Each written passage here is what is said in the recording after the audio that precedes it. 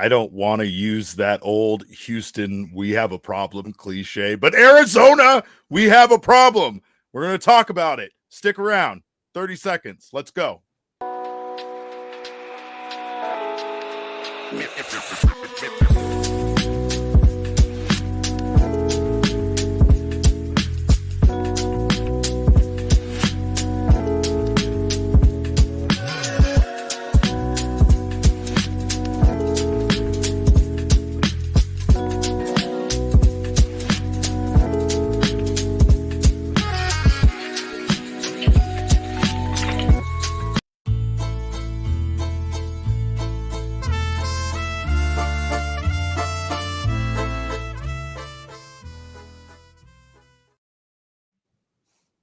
I don't like that song. Welcome in to another edition of the PHNX D-Backs podcast, brought to you by our friends at Bet365. Go download the Bet365 app now.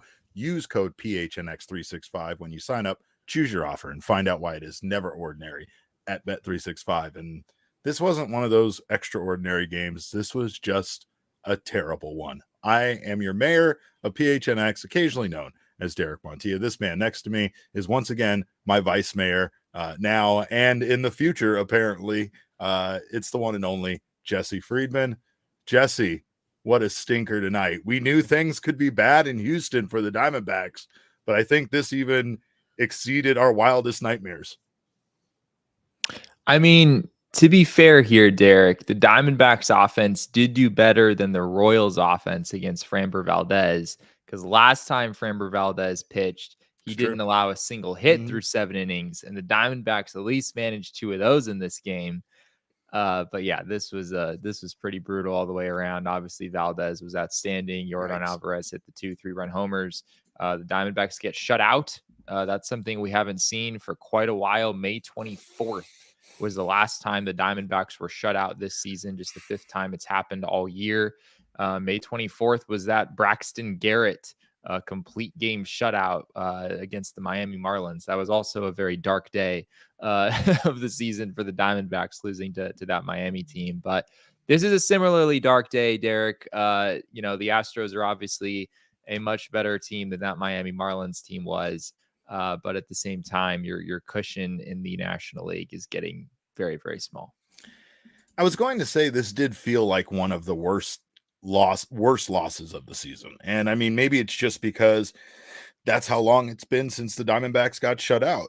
You had a very limited amount of offense in the previous game now from the Diamondbacks, and this is 2 in a row. This was a team that even in their losses, even in that series, against the Dodgers where they lost, of course, several of those games, they still put up a lot of runs. And it feels like something broke with this team, and I don't know what it is. I don't know if this is just one of those stretches, but it feels like it couldn't come at a worse time, considering that you have the Mets, the Braves, the Padres all continuing to win.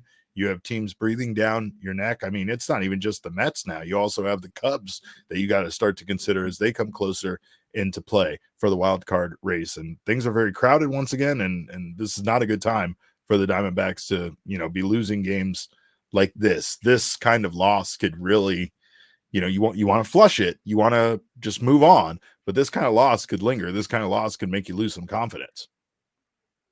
I don't know if the D-backs getting Blake Snell out of the game yesterday so early was some sort of a curse or how to explain the situation. But the offense sure was going good in that first inning yesterday, making Blake Snell throw 42 pitches.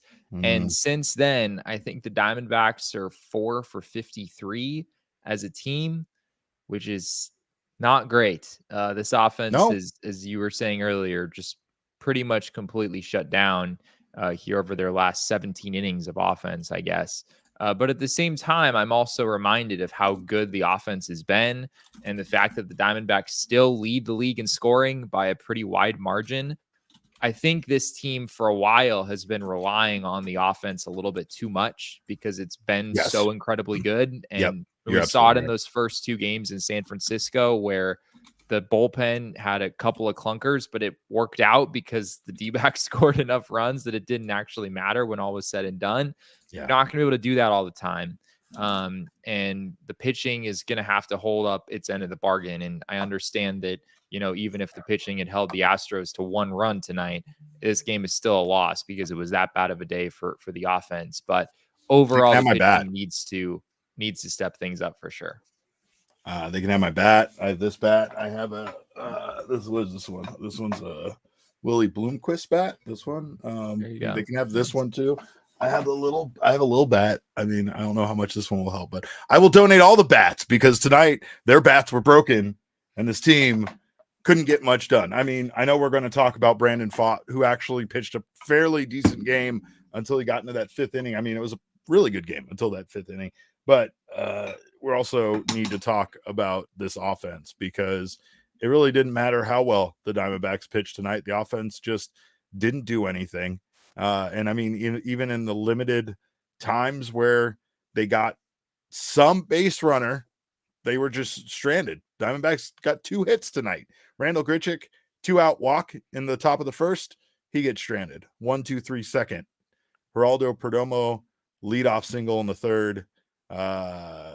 Or was it a double? I thought it was a double. Was it a double? Whatever. I think it was a single, and then Jose Herrera bunted him over to second base. So you had a runner at second with 1 out with Ketel and Corbin due up, and neither of those guys were able to get the job done in that spot. Walker walks in the 4th. He gets stranded. 1, 2, 3 innings in the 5th and the 6th. 7th inning, still not much. Another walk from Christian Walker. Gino singles. And then Jake McCarthy pops up and Newman hits into the double play. There was nothing that the Diamondbacks had nothing going on tonight against the Houston Astros. And yeah, like you said, Framber was as good as advertised, as good as we expected him to be. He stayed on the role that he was on from that amazing outing against the Royals. But this one just is concerning, and again, it's just one game. The Diamondbacks are still in a good position because right now, even with the loss, they still have a wild card spot. So as much as I want to panic, as much as people in the chat want to panic, and I understand, justified, I'm panicked. I'm panicking. I'm not in a good place mentally when it comes to this team right now, but it's still, they still haven't lost it. There's still plenty of time, but there's plenty of time to lose it too still. And these teams don't seem to stop winning baseball games. So the offense, though, like you said, what's concerning is the offense has been what has won them baseball games. That's flat out. I mean, their pitching has been decent at times, but we rarely see a performance from both the starters and the bullpen lately where it's just a dominant win and the Diamondbacks win by 5 or more runs and the game was never really in danger. That hasn't happened for this team for a while. They've had to score in order to win baseball games. And in these last 2 games, the bats are cold, ice cold. Yeah. And I think from a pitching standpoint, I mean, like you said, the D-backs haven't had a complete innings 1 through 9 well-pitched game in quite a while. I know they limited the Giants to 3 runs yesterday. Obviously, Merrill Kelly was outstanding in that game. And the bullpen wasn't awful. I mean, they were able to work out of a jam in the 8th inning. Ginkel obviously wasn't able to get an out in the 9th, and the Giants walked it off. That was a pretty well-pitched game overall. But still, you're seeing way too many games like this where the Diamondback starter is just not really keeping you in the game, and or the bullpen is making things a whole lot more interesting toward the end than you would like to see. And Brandon Pfaadt, I think in those first few innings, he didn't look sharp to me really from the get-go tonight. I mean, he threw 26 pitches in the first. He allowed a leadoff double to Jose Altuve. He also hit Kyle Tucker in that inning. He managed to work out of it, which was impressive. I mean, against a good team like the Astros, sometimes the innings aren't going to be 1, 2, 3. You're going to have to work around a little bit of traffic, but his command just wasn't sharp out of the gate, especially his sweeper. They were talking about it a lot on the broadcast where he just could not get that sweeper, to the outer edge to right-handed hitters or to lefties. Usually he's trying to paint that outside corner. He was leaving a lot of those pitches in the middle of the zone. And when Brandon Pfaadt leaves a sweeper in the middle of the zone, it tends to get hit quite a bit. So we saw a lot of that in this game. We also saw a number of yanked fastballs. His command in general just wasn't great. And to Pfaadt's credit, he was able to make it work for a while. He was able to get through 4 innings with only 1 run allowed. But then in the 5th, as we have often seen this season, Derek, the 5th inning has been his worst inning this year. And once again, it caught up to him. A couple of singles to start the inning, not necessarily hit all that hard.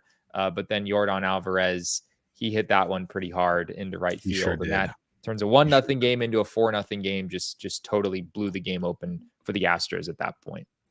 Dante Ortiz in the chat asks, Pfaadt tired with all the innings? Do you think that really could be what it is? Because I know he's given the Diamondbacks a lot.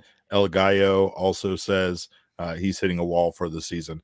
And I mean, while that is true, it also has been an unfortunate, truth about Pfaadt's outings, right? Like, even though he might be a bit tired, even though he might have pitched a lot of innings, we have seen throughout this season Pfaadt pitch brilliantly for 4 or 5 out of the 6, 5 or 6 innings he pitches. But usually there's that bad inning that we kind of, joke about and discuss. And I mean, that's been a constant of his year, just having trouble limiting that. And I mean, again, even in some of his better outings, he still has that inning, but he limits it to just 1 or 2 runs instead of allowing it to kind of break the game open. Yeah, it's an interesting question of are the innings kind of catching up to him at a certain point? I mean, just from an innings total standpoint, right now he is at 165, which is a pretty big number. I mean, last year he threw 96 in the majors. He threw another 60 or so in the minors. And then, of course, there was about 20 or 25 in the playoffs. So, you do the math there, and it's about 180 innings total last season. Right now, he's at 165. So he's still below that. But obviously, if the Diamondbacks get where they want to get this season, then there's a whole lot of baseball left to be played, right? I mean, they played for about 2 months from this point a season ago. So in the grand scheme of things, I think the innings total is totally a valid thing, totally a valid concern, especially given that these are all major league innings this season for Pfaadt. When he spent time down in Reno last year, that's not the same feeling as, facing Jose Altuve and Yordan Alvarez and players of a big league caliber day in and day out. So I think it's a valid question. One thing that stands out to me about Pfaadt recently is that his strikeout and walk numbers have continued to be really, really good. I was looking earlier at his numbers over his last 7 starts coming into today. He had a 6.08 ERA over his last 7 starts. And in that span, Pfaadt had 44 strikeouts to 7 walks, which is an extremely good, in terms of strikeout and walk numbers, that's extremely, extremely good. His FIP in that span was just above 3, and yet the ERA is over 6. And on one hand, I want to be like, oh, that's just bad luck and that's bound to come around. But the eye test is telling me that there's something real to Pfaadt just sort of, I don't know if it's losing his composure, but just sort of making a whole bunch of mistakes all at the same time. And when you do that, major league hitters are going to make you pay for it. And we certainly saw that in that 5th inning today. T in the chat says, B Pfaadt pitches better in the cold. See Big Game Brandon 2023. No sweaty. So Jesse, obviously the answer here is ice baths before the game for Brandon Pfaadt. There you go. Stick him, even if you're at a away park, stick him in like a cooler for one of the the concession stands or something until, you get to a point where you're ready to have him start warming up. But don't call it warming up. Call it something else. That way, just mentally, he doesn't start to get hot or sweaty. I don't know. I don't know what the answer is, but I still feel like Brandon Pfaadt is, a future ace for this team based on what we've seen out of him at times. He's just been asked to do a lot. And I think right now the Diamondbacks as a whole might be feeling that pressure. And that pressure is only going to get there. It's only going to be heavier as we approach, the end of the season. The Diamondbacks may have lost a key member of their staff, another injury with Jose Herrera getting knocked on the head by Kyle Tucker's backswing in the bottom of the 5th inning. Jesse, my concern there with that wasn't as much as the fact that it hit him on the top of the head, as much as it looked like it kind of compressed his head down, and like that he might have some sort of neck injury, and something like that could potentially cause Herrera to lose a lot of time, and Diamondbacks can't really afford that right now. Yeah, I mean, you hope that Gabby Moreno is ready to come back fairly soon, but from what we've heard, it doesn't sound like it's going to be anytime super soon. You've still got a little while there. And even so, we were just talking on this show yesterday about how when Gabby does come back, you figure that Jose Herrera might have the upper hand over Adrian Del Castillo at this point, given some of the defensive challenges that we've seen there. So yeah, that is certainly another real bummer part of this game for the Diamondbacks. We might have an update in the chat, by the way. Mark R says he passed protocols and is playing tomorrow. So hopefully there's no long-term, no time missed there for Herrera, because that would be huge. I mean, the Diamondbacks right now need Jose Herrera in there. I think not for his offense, but for what he offers this team behind the plate. He's a leader back there, and he does give them a better, just a better catching option right now than ADC.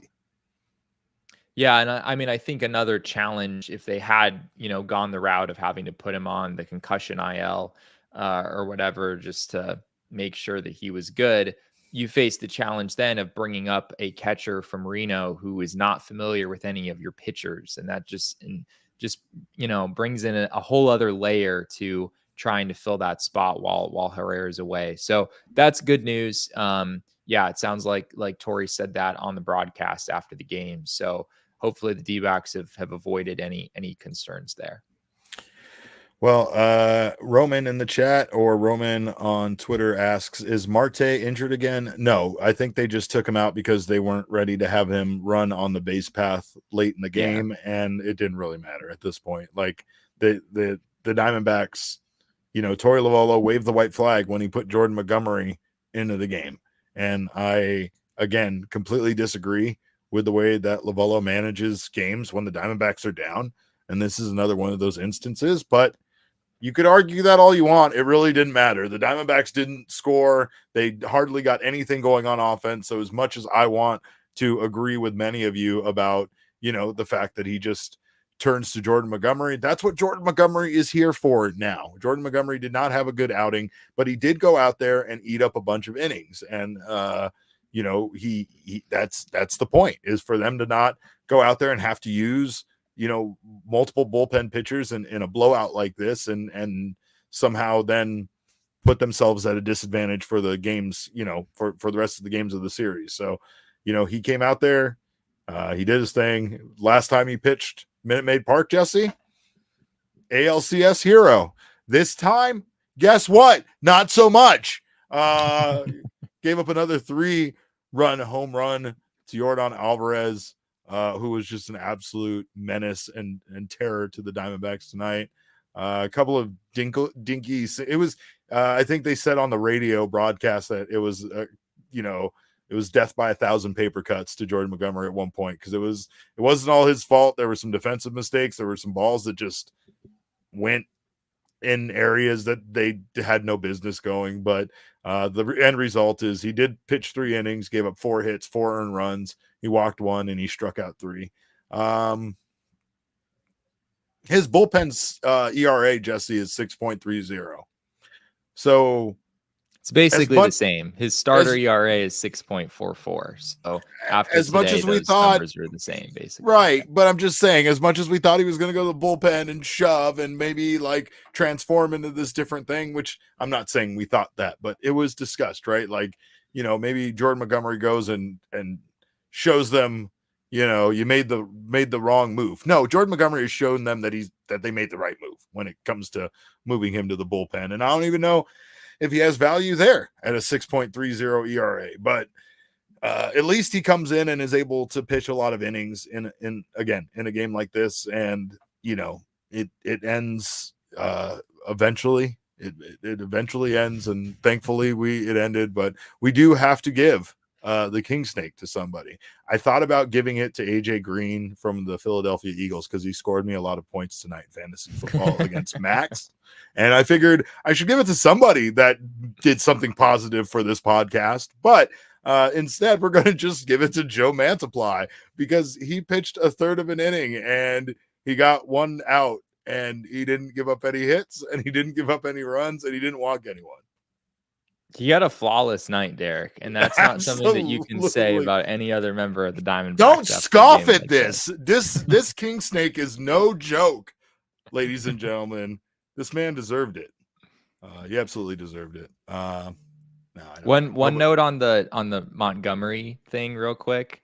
Sure. I remember when we were talking with Scott Boras, because of course Boras showed up to Montgomery's intro presser when the Diamondbacks made that signing official.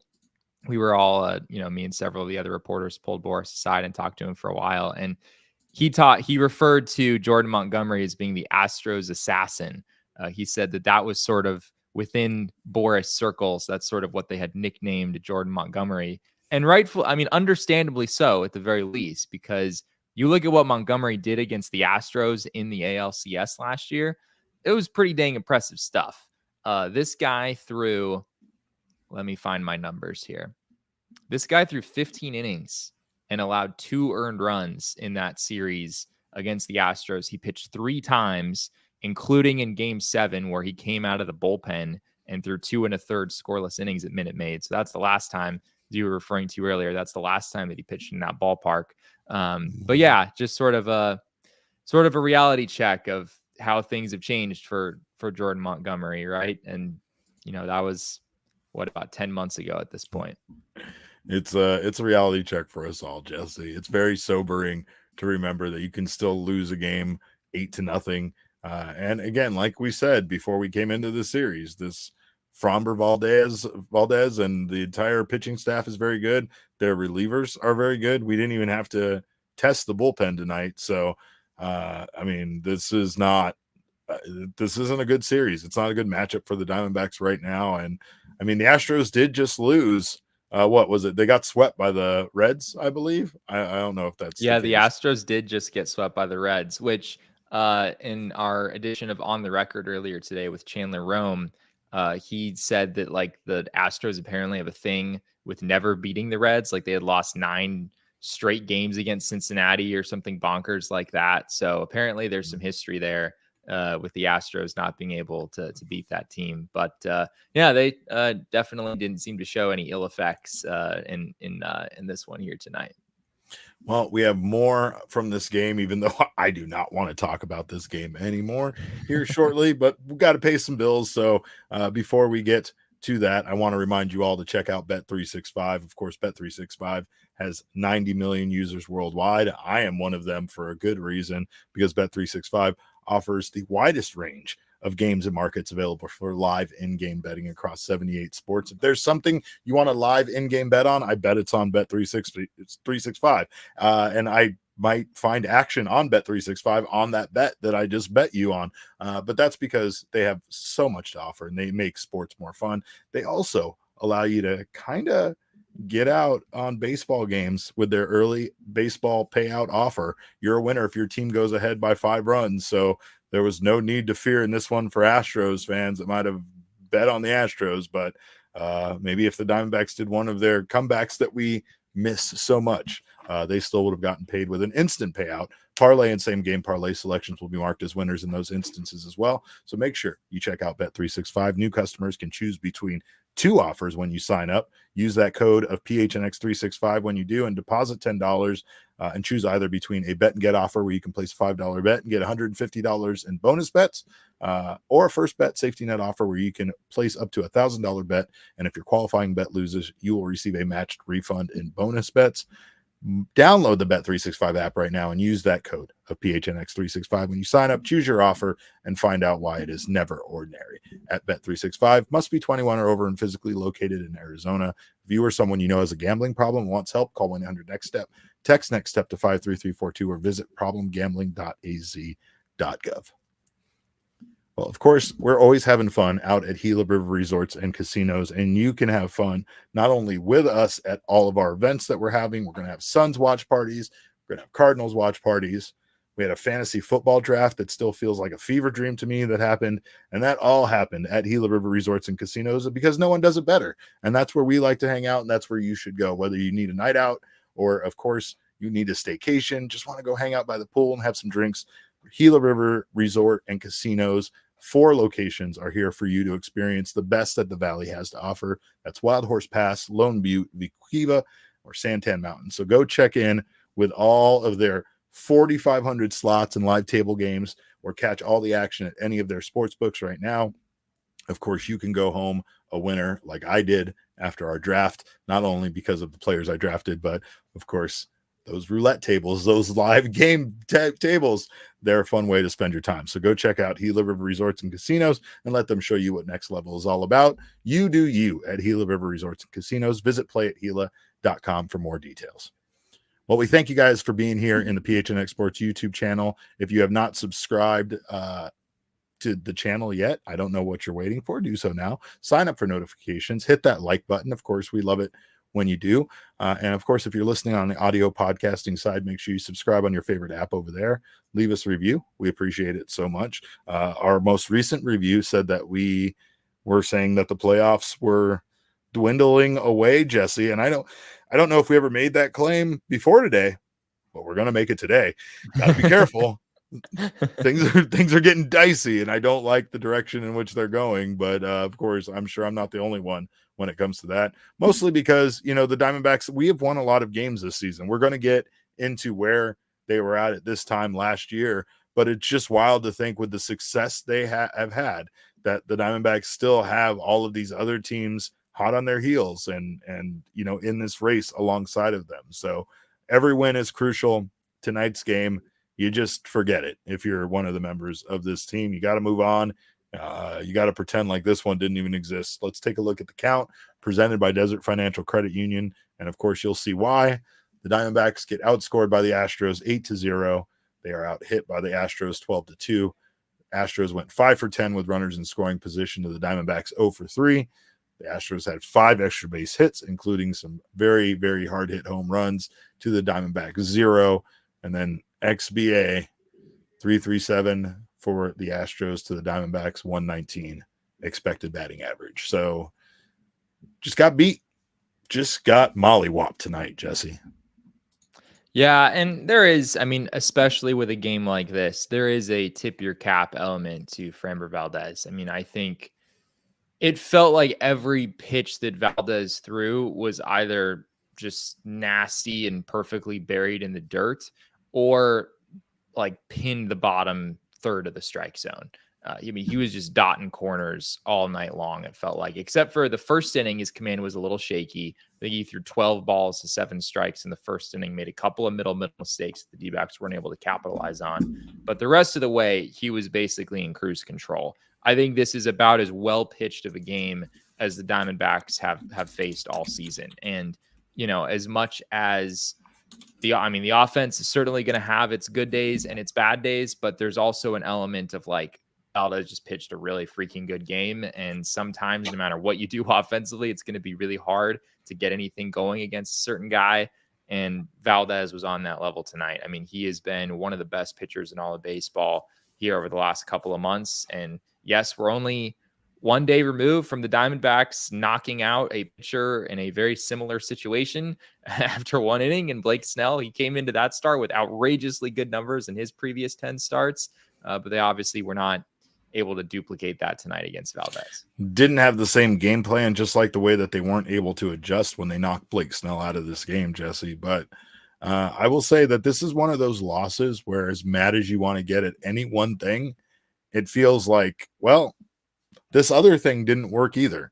Nothing worked for the Diamondbacks tonight. Starting pitching wasn't great. Bullpen obviously wasn't great. And offense wasn't great. So you could say, well, if they did generate some more runs off of Framber, if they even had a good night off of him, then this is not, this is a bit more on the pitching, and you're going to be a little bit more mad that maybe Torrey puts Jordan Montgomery out there. there's nothing to be mad at. The Diamondbacks just got beat tonight, and no matter how you want to cut it, you could say Jordan Montgomery is perfect out there. Well, Brandon Pfaadt still gave up, his runs. You could say maybe Pfaadt gets out of that fifth inning without giving up that 3-run. Pretend Yordan Alvarez does none of the damage that he does against this team. The Diamondbacks still lose 1-0. Would you rather that happen? Because that would be even more infuriating than an 8-0 loss, I feel like. But of course, the big news is that Ketel Marte did return in this one. He did go 0 for 3 with a walk. There was nothing wrong with him, again, just to quell any concerns. There was no reason to have him run on the base path for an irrelevant reason. So Luis Guillorme pinch ran for him in the 8th inning. The Diamondbacks did option Jorge Barosa to Reno, which is to the surprise of nobody, I think. And of course, it's just good to have Ketel back. I mean, you can't expect Christian Walker or Ketel to be the way that they were before going down to injury after coming back, because baseball's just a fickle game like that, where you just need to have some time back at a major league level before you're yourself again. It's the reason why it's good that they're back this early before the playoffs, so that they can return to form a bit. Yeah, absolutely. I mean, you're gonna have a few stinkers every now and then, and the Diamondbacks have not had. I mean, I guess they have had a decent number of those here in the last 10 days or so.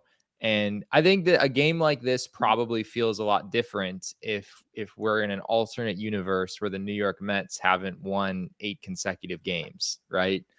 There's just there's quite a bit of pressure that the Diamondbacks feel at this point. We're going to get into sense of urgency. There really has to be at this point. The Diamondbacks are, if there was a scenario a week or two ago where the Diamondbacks could just sort of coast their way into the playoffs and never really have to worry about things getting too close, that doesn't exist anymore, right? Because we're in that situation right now. The Diamondbacks have a game and a half cushion on both the Mets and the Braves. That's already a small enough number that, I mean, there's plenty of time to make up a game and a half, right? It's not even really that big of an advantage at this point. As far as Ketel is concerned, though, I think the fact that he is back and healthy, and of course, hopefully he continues to be and doesn't have any setbacks like he did earlier. The fact that Ketel is back makes me think that this offense is going to be just fine down the stretch. Like, it's really hard for me to imagine a scenario where the Diamondbacks offense is a significant issue for them. Now that you have Ketel Marte back in the lineup, and you also have Christian Walker back in the lineup as well, this offense, I think, is going to be okay. But there are obviously some questions on the pitching side.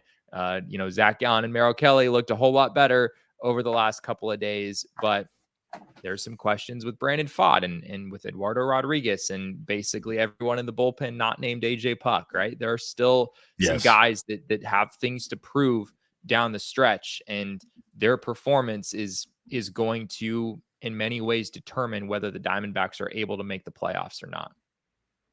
Well, we did get some good news from Mike Fitzgerald on Wolf and Luke yesterday, saying that Gabriel Moreno's return is expected sometime in the middle of September.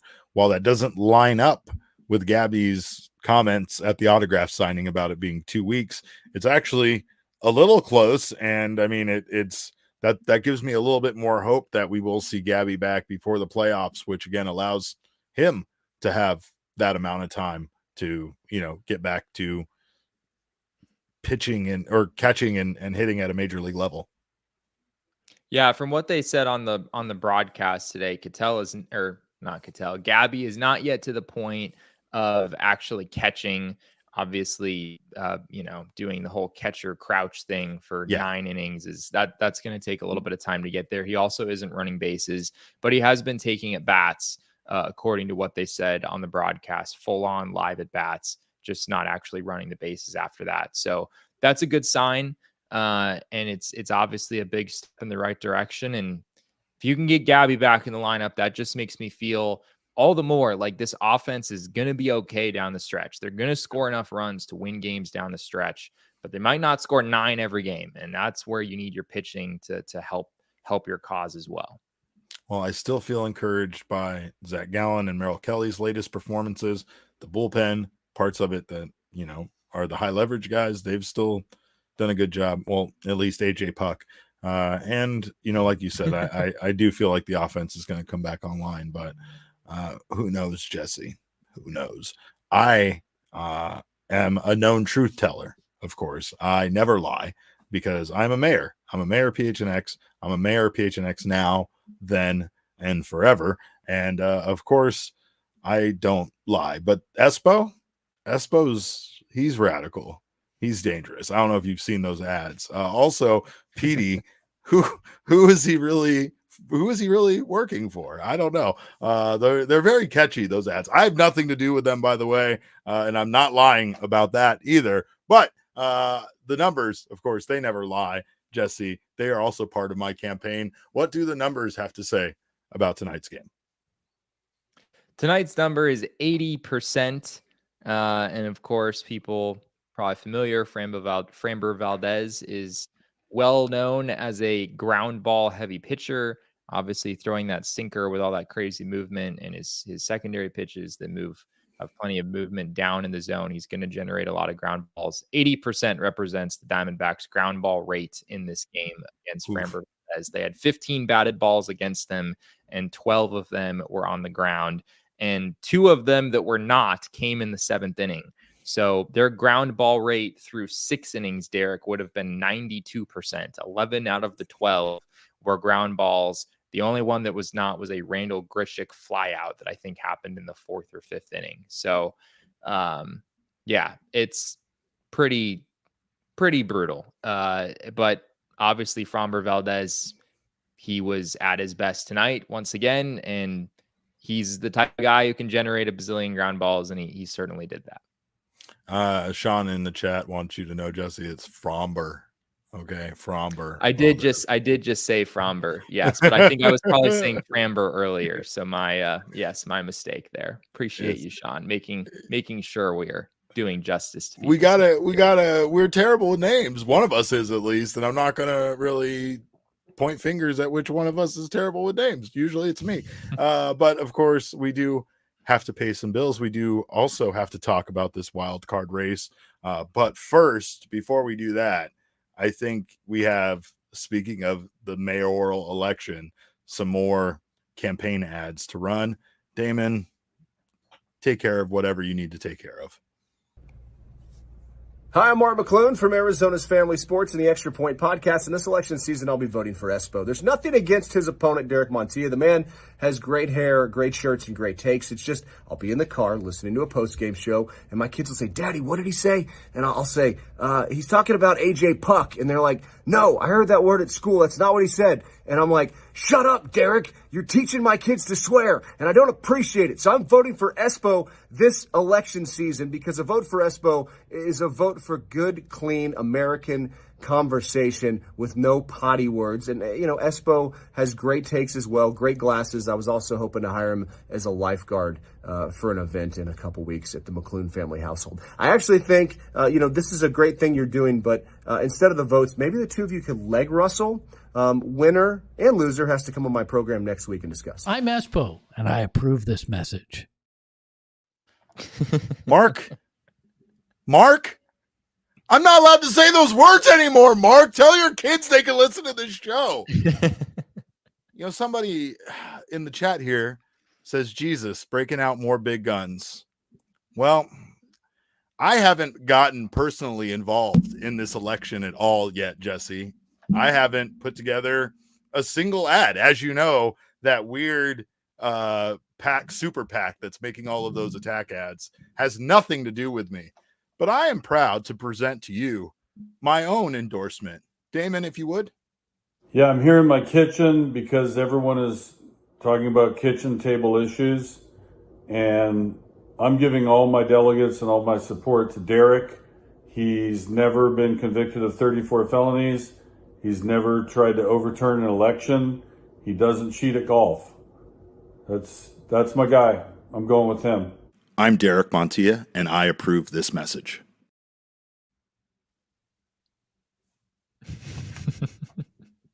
That's Kenny Mayne from SportsCenter. I'm just saying. I don't know. I think I go Mark McClune personally. Yeah, I knew you would. You're a traitor. That's because you're a traitor, and it is what it is. But it's all right. It's all right. If Kenny's voting for me, everybody should vote for me, and I'll get the entire. Yeah, Tanner says it best. He says, "Take Espo off the ballot." The Espo just got beat the same way the Diamondbacks did tonight. So anyway. How much did you have to pay Kenny Mayne to make this video for you, Derek? Was it like what's that website where you can pay to have like a celebrity film a birthday called Cameo, video Jesse, and I didn't pay a dime. I didn't pay a dime, and in fact, I'll show you when Kenny Mayne texted me that video personally to my own cell phone number, whatever this is, this thing, the smartphone. But yeah, no, it is what it is. I just won. Yeah, Sean said Derek waited to bring out the news. Look, it's how did I get Kenny? I know Kenny. Kenny knows this race. Kenny has his pulse on sports and everything going on in the sports world. So of course he would know about this election. But bourbon and baseball, I think our friends covering the Astros said, y'all give Pfaadt a break. This is his second year. Why are y'all comparing him to Fromber? I don't think we were. I don't think at any point we're comparing. I mean, Framber Valdez is one of the best pitchers in the league, no question about it. I mean, I guess you sort of have to compare them in a way in an individual game because that was the literal pitching matchup today. But no, you're not expecting Brandon Pfaadt to outpitch Framber Valdez, at least not on, like a regular basis. So, but at the same time, like Pfaadt didn't pitch all that well in this game, right? There's a big gap between what Fromber did today and what Pfaadt did, right? With 4 2/3 innings and 4 earned runs. You'd hope for a little bit better than that. All right. Well, we will talk about this wild card race here shortly, like I said, but we do have some real bills to pay, not with the political ad money, but with real money. Of course, first we want to give a shout out once again to our official vehicle sponsor, Sanderson Ford. They offer the best customer service that you could possibly hope for when it comes to purchasing a new vehicle.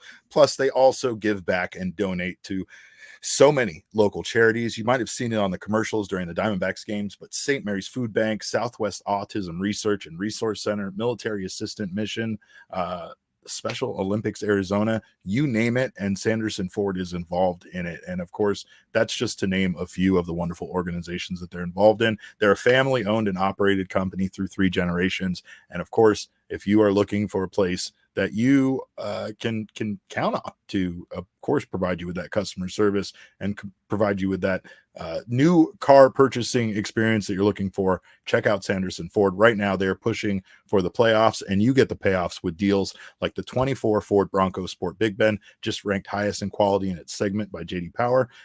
You also get 0% financing for 36 months with no payments for 90 days on the Ford F-150, Ford Escape, Edge, Explorer, and Expedition. So check out the Sanderson Ford Summer Sales event. It is here now, and they are teaming up with the Boys of Summer for a final playoff payoff sale. Purchase or lease any new Ford to get 4 tickets for your family to see the D-backs push for the playoffs. Get 0% for 36 months OAC from Ford Credit. See dealer for details. And of course, Shady Rays. If you get yourself a new vehicle, you also need to buy yourself a new pair of sunglasses so you look very cool in that vehicle, but also to block your eyes from the terrible, terrible sun here in Arizona that's always trying to blind you. Of course, our friends at Shady Rays have you covered with premium polarized shades that won't break the bank. And I told you guys on the last show, but I'll tell you this, Color Rush lenses. Polarized Color Rush lenses are something everyone needs to check out. They absolutely enhance the color of everything in your life. I mean, it makes everything look like an animated movie, right? And we all want that. We all want more of that brilliant color in our lives. Plus, they offer the craziest lost and broken replacement plan that sounds like it's something out of a movie. They told us that if you lose or break your Shady Rays even on day one, they will send you out a brand new pair. No questions asked, no shade thrown your way. Of course, also, if you don't love your Shady Rays, you can either exchange them for a new pair or get your money back worry-free within 30 days. Their team always has your back long after you purchase with personal and fast support. Exclusively for our listeners, Shady Rays is giving out their best deal of the season. Head to shadyrays.com and use code PHNX for 35% off polarized sunglasses. Try for yourself the shades rated 5 stars by over 300,000 people. All right, Jesse. Well, people want me to bring back the swearing, and I might soon based on these MLB standings, but let's take a look at where the teams fall right now with Major League Baseball. What do we got here? Oh, maybe we don't have that. Well, the Mets. I didn't do the standings specifically because the Dodgers and Padres are still playing right now. Oh, okay. Yeah, that's a good point. And I mean, that obviously could change, but unfortunately, everybody else is winning and things aren't great. The Mets win in extra innings. That is their 8th win in a row. The only thing I can hope is that our guy Dante Ortiz is right when he says someone said it the other day, but it's only a matter of time until the Mets met. Right? And that's a good point. As much as we want to be worried about the Mets, they are the Mets and they are going to met at some point, right? So like this is just them giving their fan base hope, making their fan base believe, only to let them down, only to disappoint them, only to make them sad. So as much as I want to panic, I obviously foolishly shouldn't be panicking. Yeah, I mean, the Mets also have a very difficult schedule the rest of the season. I think they have probably the hardest schedule out of all of these teams. They're facing the Reds right now. They were able to pull off a walk-off win over the Reds in the 10th inning earlier today. So they've got the Reds for a couple more games. And they have a Toronto Blue Jays team that's not all that great for 3 games starting next week. So the next 5 games, the Mets are still, playing not terrible teams, but not great teams either. After that, though, is when things really start to get difficult for them. They have a 3-game series on the road against a Philadelphia Phillies team that is still probably going to have something to play for at that point, given the buys and obviously having 3 teams vying for those 2 buy spots. After that, they get 3 games against the Nationals, which is a bit of a break. But then they finish the season 4 games at home against the Phillies, 3 games on the road against the Braves, and then 3 games on the road against the Milwaukee Brewers. So that is a brutal, brutal finish if you're the Mets. I mean, you're talking about 7 games against the Phillies, 3 games against the Braves, and 3 games against the Brewers. Those are all obviously very good teams. So it's not going to be easy for the Mets to continue on the pace that they're on, right? I think they've benefited from playing some not great teams recently. Of course, they did come into Arizona and take 2 out of 3 last week, so they deserve all the credit in the world for doing that. But things are going to get a lot more difficult for them here over these next few weeks.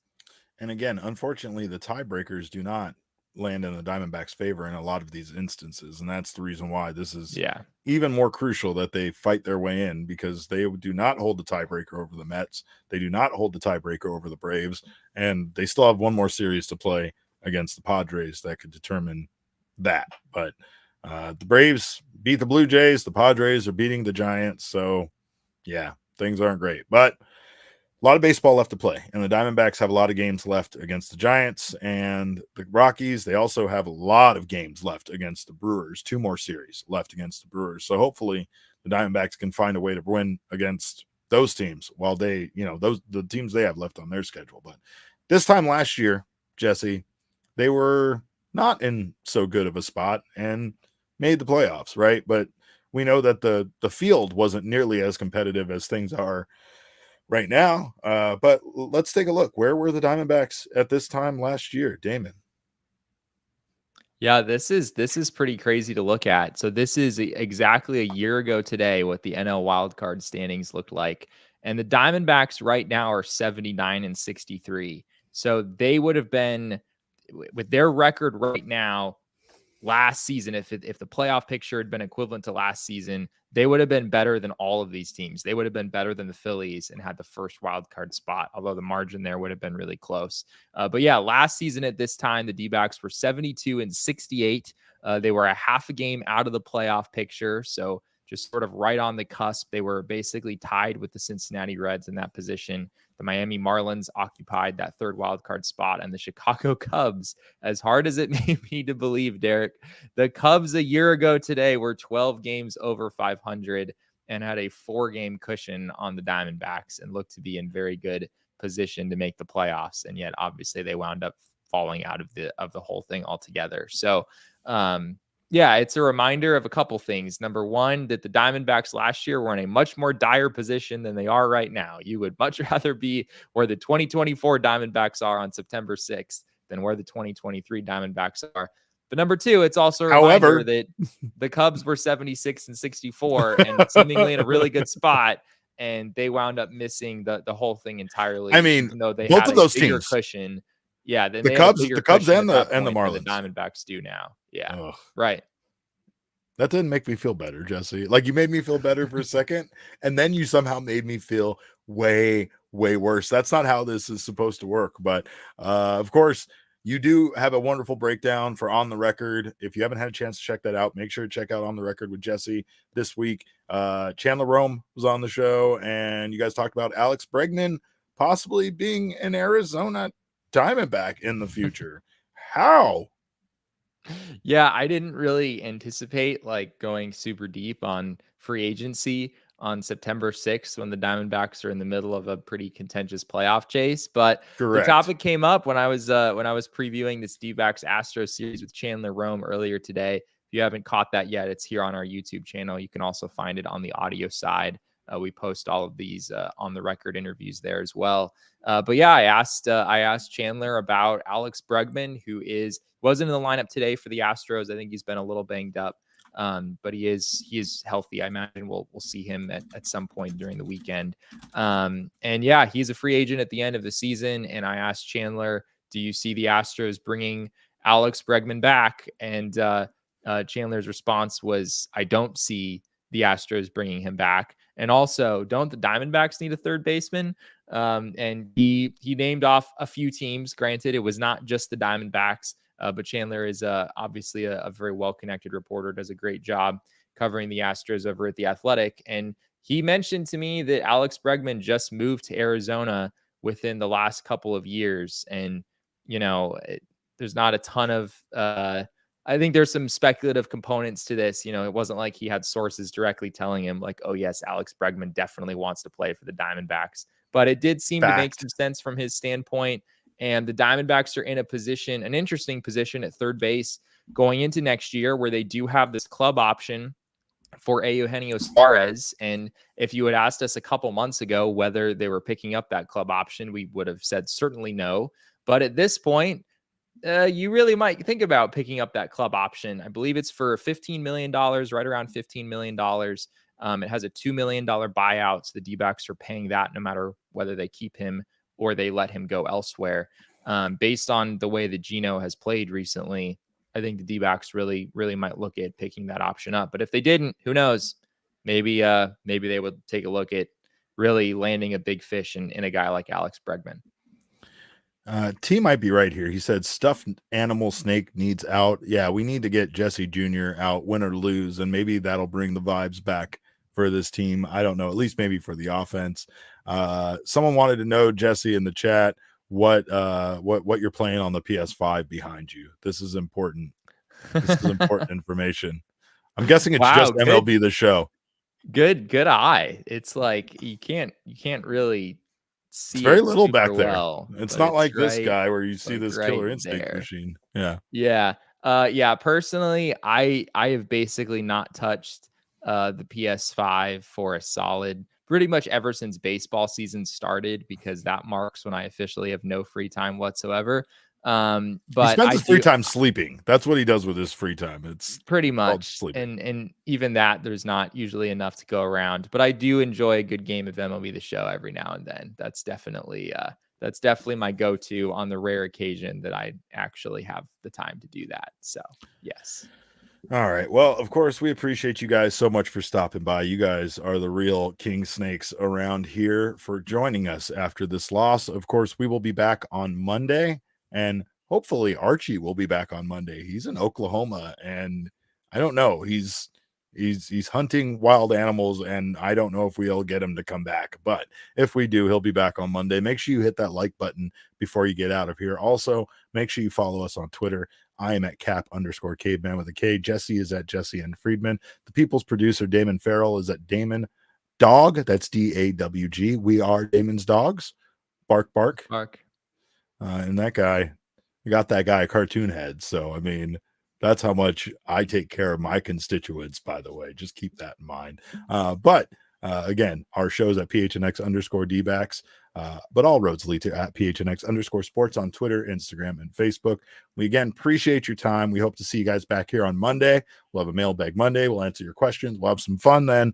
So make sure to join us for that. But in the meantime, we hope you guys all have a wonderful weekend. Enjoy watching football. I hope all of your fantasy football teams win, except yours, Jesse, and everybody else in the PHNX fantasy. What do you have against me, chat. Derek? We're not playing against each other this week. I'm playing against Damon, and you guys.